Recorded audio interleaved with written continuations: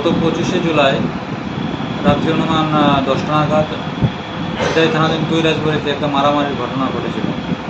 সেখানে দানিয়েল দেববর্মা এবং কাথার দেববর্মা দুজনকে খুব ব্রুটালি মারা হয়েছিল। সেই ব্যাপারে 3 জনের বিরুদ্ধে একটা কেস রেজিস্টার হয়েছিল সিকাই থানায়। তারা হলো সমরেন্দ্র দেববর্মা, সন্তোষ দেববর্মা এবং রাকেশ দেববর্মা।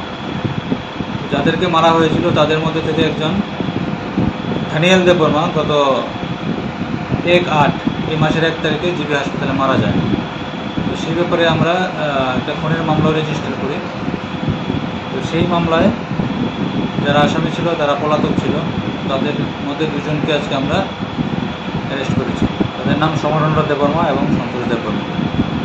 তারা কি মূল অভিযুক্ত? মূল অভিযুক্ত, এফআইআর নাম ছিল তাদের। আর কেউ কি যুক্ত আছে? আরেকজন আছে রাকেশ দেববর্মা, সে এখনো পলাতক। স্যার, 2 জনকে আপনারা কোথা থেকে গ্রেপ্তার করতে সফল হলেন? তাদেরকে আমরা আজকে পেশাতক থেকে নিয়ে এসেছি। কালকে কি কোর্টে ফরওয়ার্ড করা হবে? কালকে কোর্টে ফরওয়ার্ড করা হবে।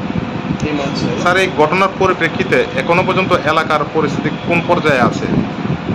যাদের ভিকটিম ফ্যামিলি তাদের মধ্যে একটা তারা খুবই ইমোশনাল হয়ে আছে। এটার জন্য এতদিন হয়ে গেছে আসামিটা গ্রেপ্তার হয়নি। আজকে আমরা 2 জনকে অ্যারেস্ট করতে পেরেছি এবং অ্যাসিস্ট্যান্ট তাদের পরিবারকে আমরা দেবো।